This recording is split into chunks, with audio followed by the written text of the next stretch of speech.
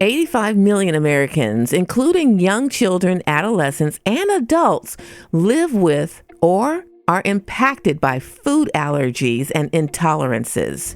I'd like to welcome Sung Poblete. She's the CEO of F.A.R.E, Food Allergy Research and Education. They're a leading nonprofit working to enhance the lives of individuals with food allergies, and they're empowering people to lead safe, productive lives. Welcome to the program, Sung.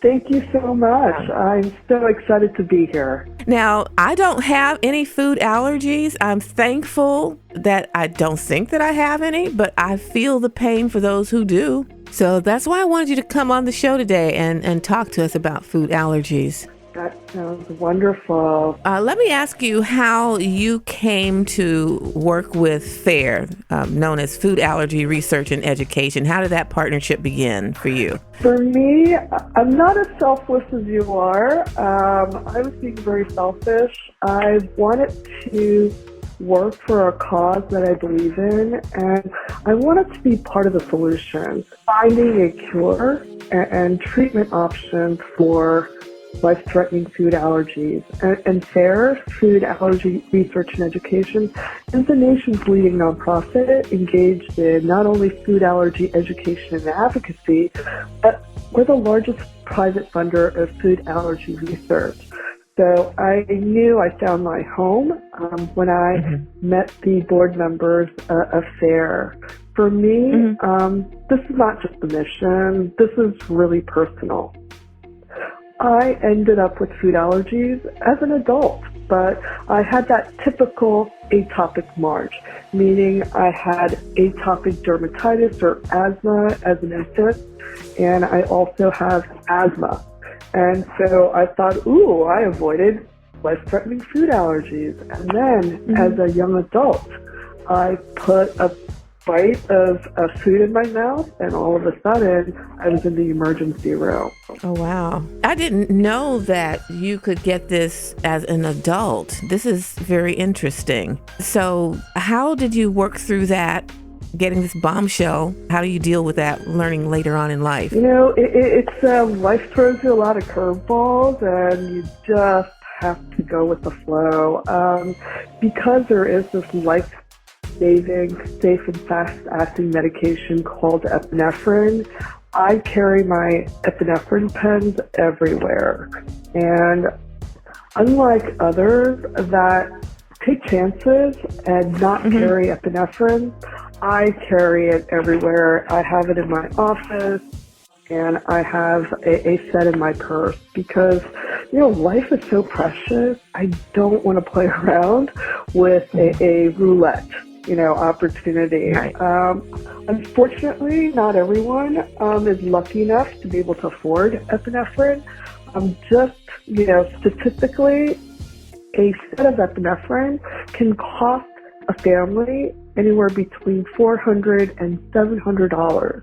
And if you're an adult like me, great, you have one set.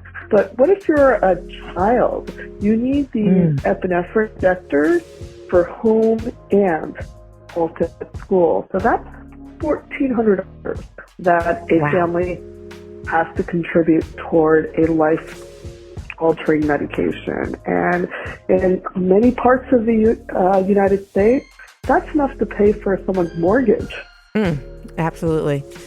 Sung, let me ask you this, and might sound like a stupid question, but how do you know that you have a food allergy? I mean, it could be anything. So how is that diagnosed?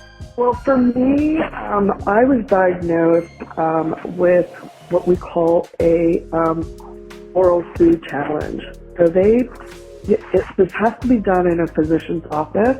They will give you the potentially allergic food little by little until you develop a anaphylactic reaction. Oh, and that's how you know you have a life-threatening food allergy.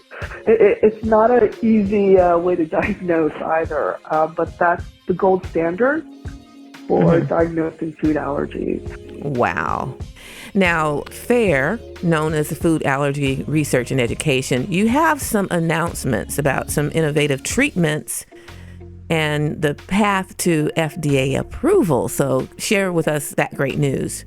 We're very, very excited. As with any medication, everyone needs choices. Not everyone wants to use a needle to inject the medication, and companies are hoping to ease the anxiety around using epinephrine by coming up with needle-free products. So I'm really excited about the innovation of a nasal mist that can be just put into your nostril and you can push the medication through. There's also strips that can be dissolved under the tongue, and there's patches being developed that can absorb the medication through the skin without using a needle. So these are all in clinical trials and preclinical studies, and I'm keeping my fingers crossed that one of these innovations will be FDA approved later this year.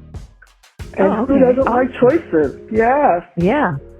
So these different treatments, is it to prevent, or is it used in case of ingesting something that you're allergic to? Right. It's to prevent the anaphylaxis. If you ingested something that your immune system is going to treat as an invader, you need to counteract that. And the only drug that works today is epinephrine.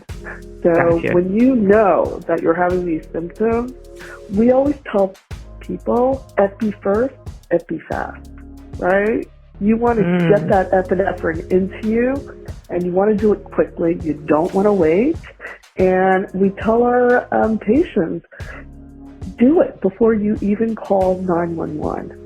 Because when you wait, you have a higher incidence of being fatally a fatal outcome. I mean, you can die from it. So time is everything. Tell us also about the legislation that you're asking for to increase the research funding. Well, we're always asking for more funding, and part of the way that the government calculates the amount of money that go into research for a specific area of focus is based on morbidity, mortality, the number of people that are dying from X, Y, and Z diseases. But with food allergies, we're doing a great job of educating and making certain that people use epinephrine. We have hundreds of people that needlessly die every year, but it's not in the hundreds of thousands. So there's not a lot of money that gets allocated to food allergy research. But it's very counterintuitive because we have more than 32 million Americans that are affected by this. So, we want those with food allergies, friends of food allergic individuals, contact your congressmen and women and demand that more monies are put into research. Currently, we're also working on federal legislation that can help lower epinephrine costs and address some of the shortages that we have encountered. We know that Food and Drug Administration needs the power to extend the expiration date of certain medications like epinephrine. We know that epinephrine auto-injectors, after their expiration date, 100% of the original epinephrine is still active at 6 months past the expiration date.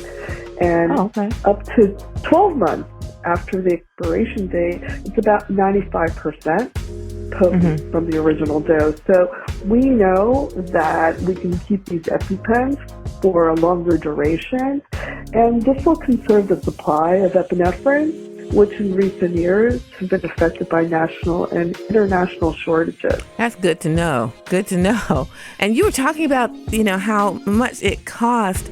Are there any programs out there to help people with the cost of this epinephrine? Well, we encourage patients to explore manufacturer assistance programs that can help limit their costs.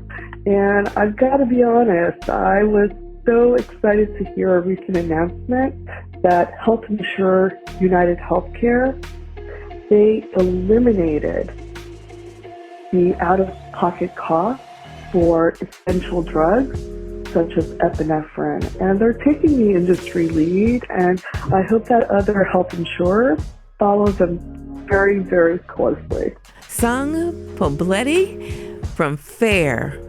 Boy, I tell you, you've given us some great food for thought. And if anyone would like to get more information about what we've talked about and get more help, where can they go? They can go to our website, www.foodallergies.org. We need people like you out there to join the fight because this is a public health crisis and we need to make this a first-tier issue in our country. Thank you so much for having me. Appreciate it.